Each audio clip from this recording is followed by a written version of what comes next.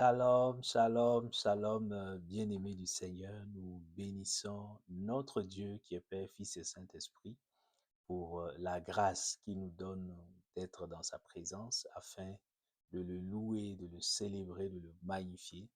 Amen. Et également nous souvenir de ce qu'il a fait donc pour nous.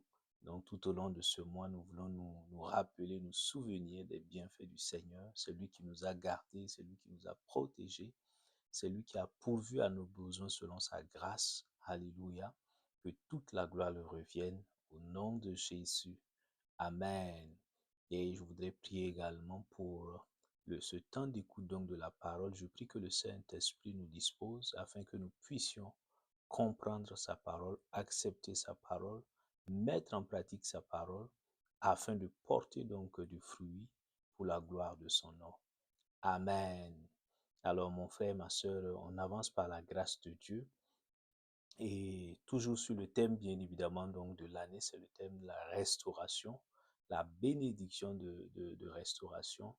Et le dimanche passé, le Saint-Esprit, dans sa grâce, nous a donc enseigné sur la vie donc de l'homme de Gadara, son histoire donc de restauration au niveau de sa santé.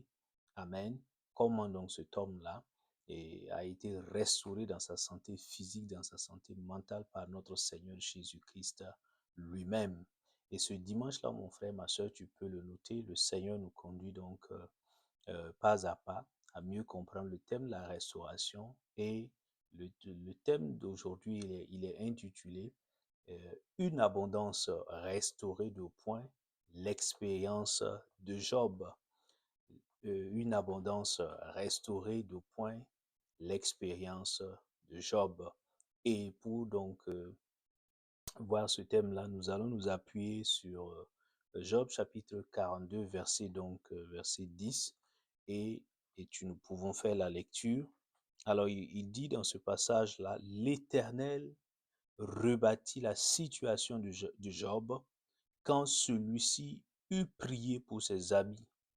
Et l'Éternel lui accorda le double de tout ce qu'il avait possédé. Amen.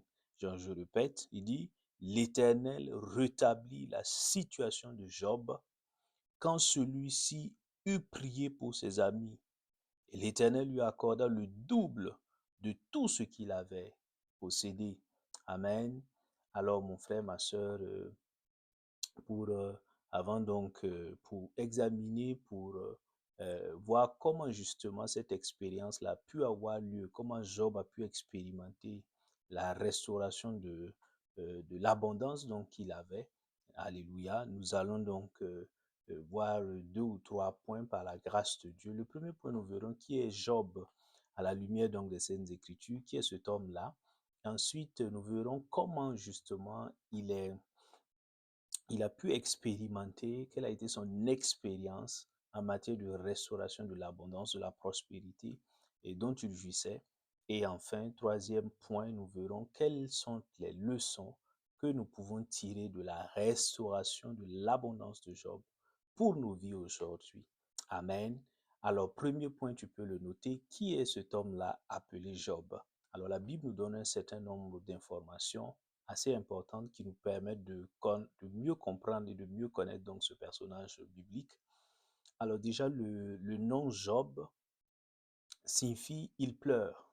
Donc là, mon ami, mon frère, ma soeur, on comprend déjà que d'un point de vue la signification du nom, on peut avoir une petite idée de comment la vie de Job va être impactée donc par ce type de nom-là.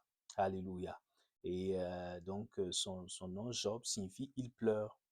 Et quelles sont les origines de Job? La Bible prend le soin de préciser dès le premier chapitre que Job n'est pas un Israélite. Voilà, Job n'est pas un Israélite. Job est un homme qui vient donc du pays d'Ouz. Voilà, et c'est probablement donc un pays qui était situé au sud-est de la Palestine. Et en tout cas, ce que les recherches, les auteurs, les historiens montrent. Et l'information la plus importante sur Job, c'est que ce n'était pas un Israélite, en fait. Alléluia. Et nous le voyons dans Job, chapitre 1, verset 1. Alors, du point de vue donc de sa vie familiale, Job avait une femme et 10 enfants. Il avait donc 7 fils et 3 filles. Nous voyons cela dans Job chapitre 1, verset 2. Alors, du point de vue de son caractère, la Bible également mentionne, décrit certains éléments qui permettent d'avoir une idée donc du caractère de Job. Alors, la Bible précise que Job était un homme intègre, premier élément. Job était un homme droit, deuxième. Job était un homme qui craignait Dieu, troisième. Job était également un homme qui s'écartait du mal, quatrième point. Donc, tu vois, mon frère, ma soeur, donc, c'était un homme donc, qui marchait donc dans cette soif de Dieu, qui essaie de marcher dans la sanctification. Alléluia. Et donc, qui était agréable au Seigneur. Et cinquième point ou cinquième information capitale sur Job, la Bible prend le soin de décrire que c'était un homme qui avait des biens très importants. Donc, il était riche, voilà. Donc, matériellement parlant, financièrement, donc il avait un cheptel, un troupeau assez conséquent. La Bible prend le soin de mentionner tel chameau, tel brebis, etc. Donc, nous reviendrons plus tard sur ça. Il avait vraiment il était un homme prospère. La Bible le dit clairement. Il avait un riche troupeau. Et il avait des biens. Il avait donc un personnel à son service conséquent. Alléluia. Nous le voyons dans Job chapitre 1, verset 3. Et sixième information capitale, c'est concernant le statut social de Job. La Bible précise que Job était un homme, l'homme le plus considéré, ou le plus considérable en Orient. Donc, en son temps, c'était véritablement, il n'était pas l'empereur, il n'était pas le chef du village, il n'était pas le roi donc d'un royaume, mais il était un homme qui avait un impact, une influence considérable en son temps. Et nous le voyons dans Job chapitre 1, verset 3. Et enfin, septième information sur Job, la Bible mentionne justement que dans Job 42, verset 16, c'est un homme qui a eu une longue vie et qui va donc vivre 140 années après la restauration, sa restauration par le Seigneur. Donc, quand le Seigneur va le restaurer dans sa prospérité, dans son abondance, Job va encore avoir 140 ans. Donc, il n'a pas eu 140 ans, il a eu plus de 140 ans. Alléluia. Donc, il a eu une longue vie bénie, une longue vie heureuse. Alléluia. Donc, je prie dans le nom de Jésus que le Seigneur qu'il ouvre notre intelligence, qu'il ouvre nos cœurs, que nous puissions comprendre véritablement ce qu'il veut nous révéler au travers de la vie donc de Job, que nous puissions bien le comprendre et mettre en pratique les leçons qui y sont contenues au nom de Jésus. Amen.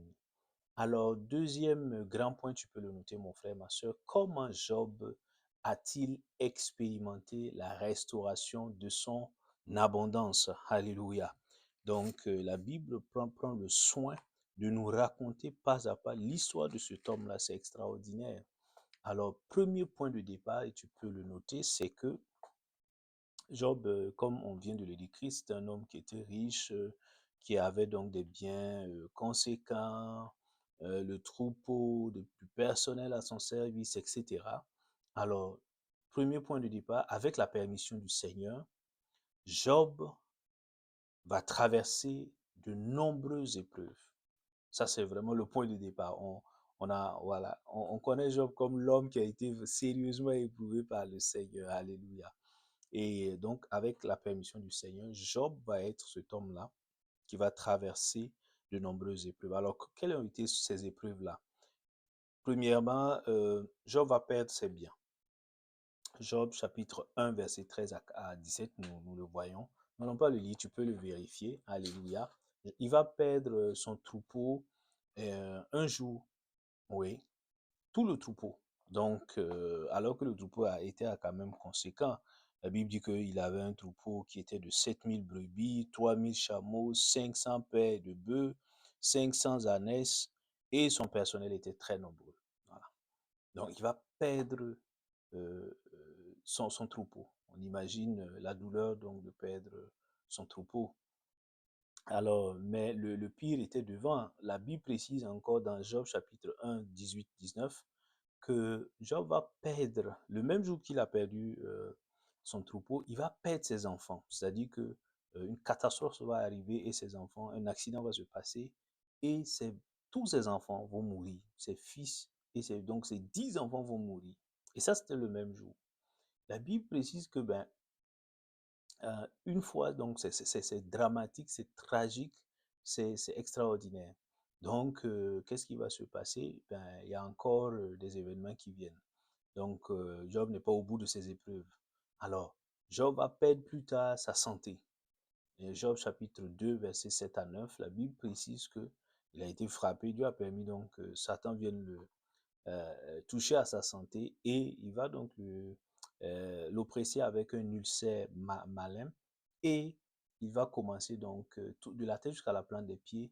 Job va passer le temps à gratter son corps avec des tessons de bouteille. C'est extraordinaire. Et, et dans Job chapitre 19, on continue, verset 17, on voit que Job perd le soutien de sa femme à cause de tout ce qu'il traverse comme épreuve. Il perd également plus tard, dans Job chapitre 19, là, verset 1 à 3, on voit des amis qui se mobilisent, les trois amis, des amis de Job qui vont se mobiliser quand ils vont entendre les nombreuses épreuves par lesquelles il passait. Ils vont se mobiliser pour venir le consoler. Mais quand on lit donc dans Job chapitre 19, verset 1 à 3, Job montre clairement que ces amis-là ne sont pas en réalité là pour le consoler et bien au contraire, il lui cause même beaucoup plus d'affliction et donc de souffrance. Donc il va perdre également le soutien de ses amis qui étaient venus à l'origine, au départ, pour le soutenir dans ses différentes épreuves. Est-ce que tu comprends, mon frère, ma soeur? Donc, ça, c'est véritablement le point de départ. Job va, avec la permission du Seigneur, Job va traverser de nombreuses épreuves. Deuxième point, deuxième étape majeure, après donc les trois premières épreuves que Job a connues, à savoir la perte de ses biens, la perte de ses enfants, la perte de sa santé, alors Job va continuer de croire au Seigneur. C'est extraordinaire. Et de continuer donc de bénir le Seigneur malgré la douleur qu'il a, malgré donc tout ce qu'il ressent comme affliction, comme douleur, comme souffrance. Et nous le voyons dans Job chapitre 1, verset 21 à 22. Alléluia. Et Job chapitre 2, verset 9 à 10. Job le dit clairement parce que sa femme même va se fâcher. Il dit, mais maudit Dieu et meurt. Job dit non. Alléluia. Et il refuse de faire cela. Et dans Job 1, là, il dit, moi, le Seigneur a donné, le Seigneur a repris, que le nom du Seigneur soit béni. Alléluia. Donc, dans sa douleur, dans son épreuve, dans ses afflictions, dans sa souffrance, Job va continuer de faire confiance au Seigneur et de continuer donc de le bénir. Alors, troisième étape importante, la douleur de Job va aller donc en s'accroissant et à cause de l'intensité donc de sa douleur là, cela donc va conduire Job à se plaindre de Dieu, hein, donc révélant ici les faiblesses de l'être humain, et à se plaindre de Dieu et à maudire le jour de sa naissance. Oui, et nous le voyons dans Job chapitre 3, verset 1 à 26. Donc Job va être tellement accablé par la souffrance, par la douleur, qu'il va donc tomber dans cette faiblesse-là. Alors, les quatrième étape importante dans l'histoire donc de la restauration de Job, la Bible mentionne que les trois amis de Job qui sont venus donc le consoler, vont se mettre à l'accabler et à le condamner. Donc, ces trois amis s'appellent Eliphaz, Bildad et Sophar. Et nous le voyons dans Job chapitre 4 jusqu'à Job chapitre 37. Oui, donc durant tous ces chapitres-là, quand tu le lis, mon frère, ma soeur, je t'invite vraiment à te plonger dans le livre de Job. Et quand on lit tous ces chapitres-là, on voit les amis de Job qui tentent vraiment de convaincre Job que, voilà, il est en train de subir la colère de Dieu parce qu'il aurait péché. Et Job aussi répond en disant, non, je n'ai rien, je ne pense pas avoir fait quelque chose vraiment qui, qui ait conduit Dieu à me punir de la sorte. Donc, ils sont vraiment, on voit les amis de Job, ils étaient là, eux-mêmes sont venus et ils disent dans leur intention qu'ils sont venus pour consoler Job. Et contre toute attente, ils se mettent véritablement à juger Job, à le condamner sévèrement.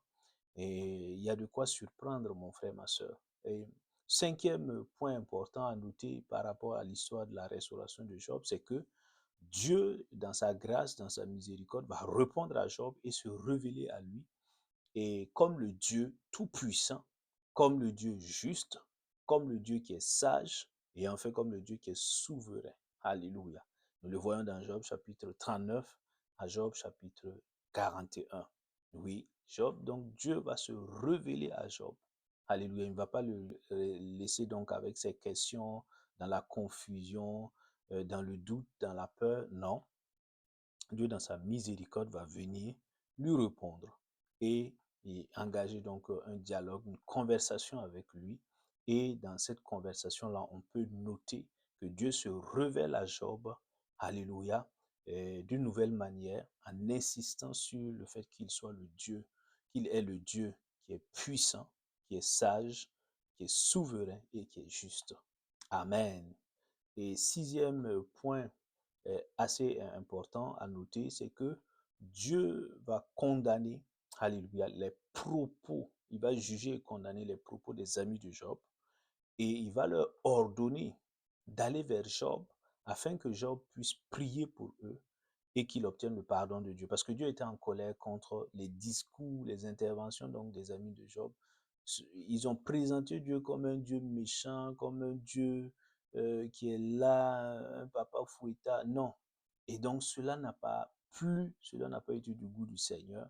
Et véritablement, Dieu va juger leurs propos et les inviter, donc même pas les inviter, les ordonner à aller donc auprès de Job pour que Job prie pour eux et qu'ils obtiennent le pardon du Seigneur et la miséricorde du Seigneur.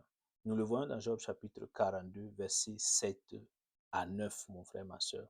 Et enfin, dans cette histoire de la restauration de Job, dans le parcours de la restauration de Job, on note en septième position que Dieu, dans sa grâce et dans sa miséricorde, dans son amour, va venir et restaurer Job à plusieurs égards et à plusieurs dimensions. Déjà, au niveau de ses biens, donc Job qui avait tout perdu va donc retrouver le double de ce qu'il avait en termes de troupeaux, en termes donc de richesse donc matérielle. Et ses enfants qu'il avait perdus, il avait 10 enfants auparavant. Job va avoir des enfants également. Ils seront au nombre de 10. Et il y aura 7 fils exactement et 3 filles, comme de par le passé. Et, euh, et de nombreux amis qu'il avait abandonnés vont revenir et donc être à ses côtés pour l'encourager. Est-ce que tu comprends, mon frère, ma soeur? Donc, voici un peu les 7 étapes par lesquelles Job va passer pour recevoir donc la bénédiction donc de la restauration. Amen. Je prie dans le nom de Jésus que nous qui pouvons actuellement traverser des épreuves qui sont permises par Dieu, je prie que le Seigneur nous donne de rester constant, de rester attaché à lui, alléluia, afin de recevoir la restauration de nos vies, de notre prospérité, de notre abondance, à l'image de Job, au nom de Jésus-Christ de Nazareth. Amen. Alors, troisième grand point, tu peux le noter, mon frère, ma soeur, quelles sont les leçons, quelles leçons la restauration de l'abondance de Job, de la prospérité de Job, nous enseigne-t-elle pour nos vies aujourd'hui? Parce que, alléluia, la Bible dit que les saintes écritures ont été rédigées, ont été écrites là pourquoi? Pour nous instruire, alléluia, pour donc nous enseigner, pour nous corriger, afin que nous puissions marcher dans les voies du Seigneur. Est-ce que tu comprends? Et pour sa gloire. Donc, il y a derrière le message, derrière l'histoire de Job, il y a tout un ensemble d'enseignements que nous devons comprendre et mettre en pratique. Alléluia. Parce que Dieu n'a pas changé. Le Dieu qui a restauré Job est toujours notre Dieu. Il est notre papa et il veut continuellement nous restaurer afin que nous puissions avancer dans la destinée donc qu'il a préparée pour nous. Est-ce que tu comprends, mon frère, ma soeur? Alors, quelles sont ces différentes leçons? Il y en a plusieurs, mais j'en ai retenu 4 ou 5 leçons. Alléluia. Nous allons donc les examiner rapidement par la grâce de Dieu. Alors, première leçon, tu peux le noter, Dieu permet l'épreuve dans nos vies en tant qu'enfants de Dieu afin de vérifier la motivation de notre attachement à lui. Alléluia. Tu entends, je répète, notre Dieu, Alléluia, permet l'épreuve dans nos vies afin de vérifier la motivation qui se cache derrière notre attachement à lui. Alléluia. Nous le voyons dans Job chapitre 1, verset donc 8 à 12, avec la conversation quand même étrange que le Seigneur a avec Satan. Job chapitre 1, verset 8 à 12, nous lisons, l'Éternel dit à Satan, as-tu remarqué mon serviteur Job? Il n'y a personne comme lui sur la terre. C'est un homme intègre et droit. C'est un homme qui craint Dieu et s'écarte du mal.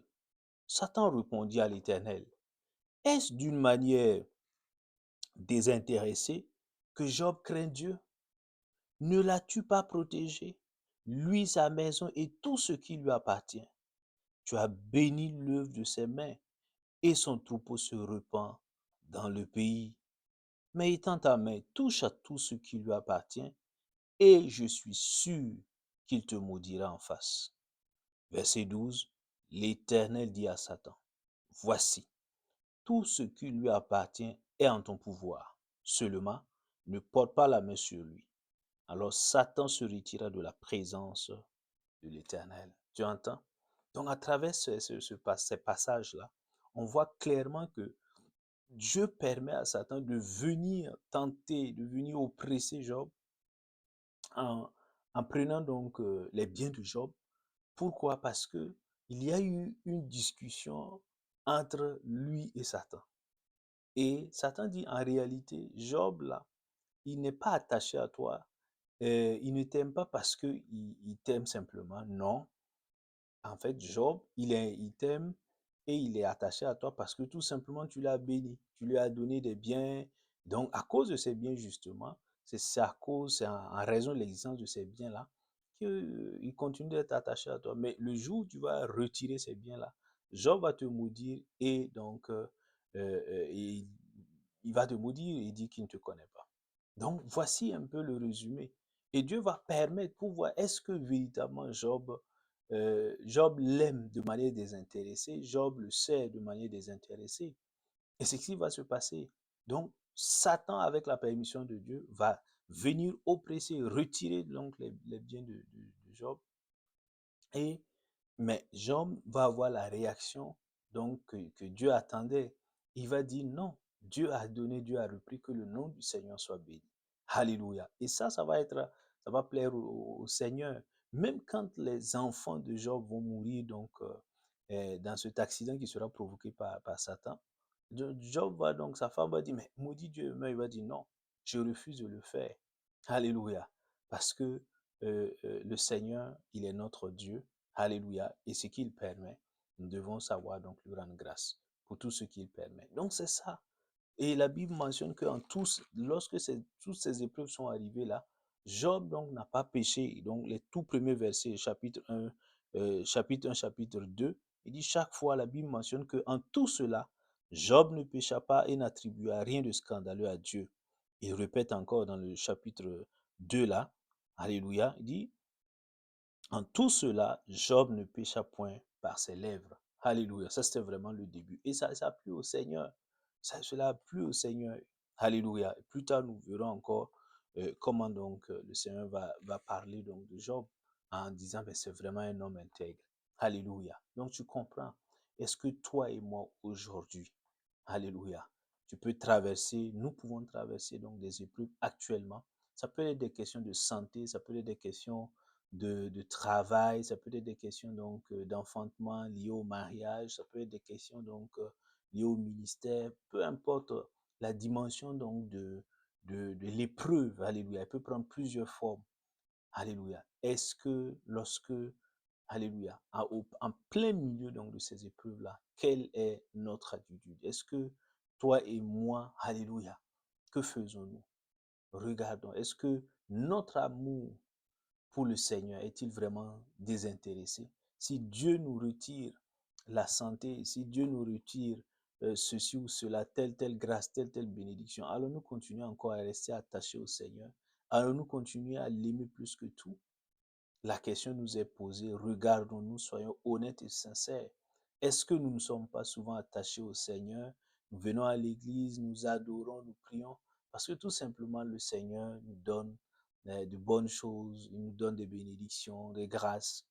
Est-ce que ce n'est pas réellement ça notre motivation? Examinons-nous nous-mêmes, sondons nos cœurs. Alléluia. Et permettons au Seigneur de nous donner donc d'avoir des cœurs qui ont la bonne motivation afin de rester attachés à lui au nom de Jésus. Alors, deuxième grande leçon, c'est que à travers l'histoire de la restauration de Job, on voit qu'on peut retenir la deuxième leçon. Elle peut être formulée comme suit. Dieu permet l'épreuve dans nos vies en tant que ses enfants afin de nous permettre de mieux le connaître, afin de nous permettre de grandir dans sa connaissance. Alléluia. Et le cas de Job est extrêmement intéressant. Dans Job 42, là, Alléluia, nous le voyons. Job lui-même, il confesse cela. Alléluia. Avant donc que Job ne passe par cette histoire de perte de biens, d'enfants, de sa santé, Alléluia, et ne soit donc restauré. Job dit, il dit, et, Alléluia, Job chapitre 42, il dit, mais mon oreille avait entendu parler de toi, mais maintenant mon œil t'a vu. Alléluia, tu entends? Par cette courte phrase-là, Job est en train de dire autrement, Seigneur, j'avais une connaissance limitée de toi. Alléluia. Même si nous remontons dans le verset avant, il dit, Job répondit à l'Éternel, Job chapitre 42, verset 1, il dit, Job répondit à l'Éternel, je reconnais que tu peux tout et qu'aucune réflexion n'est inaccessible pour toi. Donc, il dit, je reconnais. Et il dit encore, il précise, mon oreille avait entendu parler de toi. C'est-à-dire, je ne t'avais pas expérimenté, j'avais une connaissance lointaine de toi. À la limite, je ne te connaissais pas. Mais à travers ces épreuves, à travers ces souffrances, ces afflictions, Seigneur, j'ai commencé, alléluia, à découvrir de nouvelles facettes de toi. J'ai commencé à voir un Dieu, alléluia, qui est présent dans la souffrance. Alléluia. Un Dieu qui n'abandonne pas, même quand c'est difficile. Il n'abandonne jamais ses enfants. Donc, Job est en train de dire, Seigneur, alléluia. Il dit, je reconnais que tu peux tout. J'avais entendu parler que d'un Dieu puissant, tout puissant qui sait. Maintenant, j'ai expérimenté la toute-puissance de ce Dieu-là. Amen. Donc, à travers ces mots-là, ces phrases-là, nous voyons que Job est en train de dire que ces épreuves-là, Dieu a permis ces épreuves-là pour le faire grandir, pour le faire croître dans la connaissance du Seigneur. Alléluia. Et c'était ça l'aspiration de Paul. Paul dit, mais moi, je regarde tout comme de la boue à cause de l'excellence de la connaissance de Jésus-Christ. Paul était prêt. Paul dit, moi, je suis prêt à souffrir. À souffrir. Le plus important, c'est que j'arrive à encore connaître profondément, à connaître sérieusement, à connaître, alléluia, dans une dimension beaucoup plus profonde, le Seigneur. Amen. Mais est-ce que nous pouvons, alléluia, qu'est-ce que nous avons appris à travers nos épreuves? Ou qu'est-ce que nous apprenons actuellement, aujourd'hui dans nos vies, à travers les épreuves que nous pouvons traverser en tant qu'enfants de Dieu? Quel alléluia! Est-ce que nous apprenons? Parce que souvent, le danger, ce qui est triste et déplorable, c'est de traverser donc des épreuves qui ont été permises par le Seigneur et nous n'en tirons aucune leçon. Et bien au contraire, nous disons simplement que Dieu nous frappe, Dieu est en train de vouloir nous humilier pour rien. Non, en ce moment, nous n'avons pas le bon réflexe. Non, si Dieu permet ces épreuves-là, c'est pour nous amener dans une autre dimension de sa connaissance. C'est pour nous faire grandir en maturité dans sa connaissance. Alléluia. Tu as peut-être connu le Dieu dans sa bonté, le Dieu bon, mais tu n'avais pas encore expérimenté le Dieu de justice, le Dieu, alléluia, qui t'aime tellement qu'il ne veut pas que tu marches donc dans l'injustice, dans la malhonnêteté, etc. Donc, c'est un Dieu qui reprend. La Bible dit que Dieu châtie ceux qu'il aime. Alléluia, comme un père. Donc, tu peux t'écarter de ses voies et Dieu te ramène donc avec donc avec des moyens un peu un peu coercitif là. Alléluia. Mais preuve de son amour, tu comprends mon frère, ma soeur. Donc tu vas découvrir à travers donc ces expériences-là, à travers ces épreuves-là, d'autres dimensions, d'autres facettes de notre Dieu. Alléluia. De ton Dieu. Est-ce que tu comprends mon frère, ma soeur? Je prie que nous puissions donc comprendre cela au nom de Jésus. Amen. Troisième grande leçon à travers l'histoire, donc que l'histoire de la restauration de l'abondance de Job nous enseigne, c'est que dans l'épreuve, Dieu veut que nous continuions de lui faire confiance totalement, alléluia, et de le bénir, et de le louer, de lui rendre grâce, comme Job l'a fait. Job chapitre 1, verset 20 à 21, j'avais déjà précisé ce passage-là, mon frère, ma soeur. Nous voyons Job, il perd en une seule journée. On vient lui annoncer deux mauvaises nouvelles. Il a perdu donc son troupeau. Bon, on peut dire que ça va parce qu'il va récupérer après. Mais il a perdu ses propres enfants. 10 enfants sont décédés. Alléluia. En une journée, la vie de Job, quand même, est extra. C'est l'obscurité. C'est l'obscurité. Il voit sa vie basculer. Mais la Bible dit que quand ces choses-là sont arrivées, c'est vrai, il est rentré dans un deuil, mais il a dit, Dieu a donné, Dieu a repris, que le nom du Seigneur soit béni. À travers cette expression, il était en train de dire, Seigneur, je te fais confiance. Je ne comprends pas ce qui m'arrive, mais je te fais confiance. Je continue de te rendre grâce parce que si tu as pu me laisser en vie, alléluia, tu es capable encore de me donner des choses qui vont réjouir mon cœur et me faire sortir du deuil. Donc, c'est un message, alléluia, par cette phrase-là, Job ne nie pas la réalité, non. Job est en train de, c'est l'expression de sa foi en Dieu. Donc, dans l'épreuve, Dieu veut que nous puissions, donc, que nous continuions à lui faire totalement confiance, à placer notre foi en lui, même lorsque les situations sont difficiles, lorsque nous souffrons dans notre corps, dans nos âmes, dans nos esprits, Dieu veut que nous puissions avoir cette foi en lui. Alléluia. Et que nous puissions continuer de lui rendre grâce, de le louer. Alléluia. Alléluia. Ce n'est pas une chose aisée, mon frère, ma soeur. Amen. Mais nous devons nous poser la question de savoir aujourd'hui, quelle est notre conduite lorsque nous traversons ces moments-là où nous n'avons pas la santé, où nous avons donc des problèmes, alléluia, pour avoir des enfants, pour être mariés, pour avoir un travail stable, pour être financièrement stable, etc. Quelle est notre conduite? Est-ce que nous ne tombons pas dans les murmures comme les enfants d'Israël en Égypte? Est-ce que nous ne tombons pas dans les plaintes comme Job lui-même va tomber plus tard dans les plaintes et maudit le jour de sa naissance? Quelle est notre attitude? Quels sont nos comportements? Quelle est notre conduite, mon frère, ma soeur? Nous devons répondre à cela et nous devons nous repentir. Job dit, je reconnais et je me repens. Il dit, je me repens, Seigneur. Je m'étais plaint, je me repens et je me condamne. Tu vois, il le dit dans Job 42. Alléluia. Donc, examinons-nous. Et c'est humain, nous pouvons tomber dans nos faiblesses et commencer à murmurer. Alléluia. Dieu seul entend, lui il entend, nous pouvons ne pas le dire, mais il voit l'état de nos cœurs, il sait nos pensées, il connaît nos pensées et il peut voir. Alléluia. Et nous pouvons tomber. Tout le monde va dire, ah mais la personne tient, alors qu'à l'intérieur, la personne est en train de, alléluia, de dire des paroles à la limite qui sont des propos insensés contre Dieu parce ce sont des propos de colère contre Dieu. Seigneur, pourquoi? Seigneur, pourquoi? Seigneur, pourquoi? Alléluia. Repentons-nous comme Job l'a fait et continuons de faire confiance au Seigneur et de le louer. Alléluia. Au nom de Jésus. Je prie qu'il en soit ainsi pour toi et pour moi. Au nom de Jésus. Amen. Quatrième leçon importante de l'histoire de Job, c'est que donc de l'histoire de la restauration de l'abondance, la prospérité donc de Job, c'est que dans l'épreuve, Dieu veut que nous puissions pardonner toutes les personnes qui nous ont jugés et condamnés au lieu de nous consoler. Nous le voyons dans Job chapitre 42, versets 7 à 9, notamment donc le verset 8. Alléluia. Dieu va dire donc, lorsque Job a traversé ces périodes difficiles, ses amis disent, nous allons venir te consoler. Mais à la fin, qu'est-ce qui se passe? Elles se mettent à juger, à dire, non, Job, confesse que tu as péché.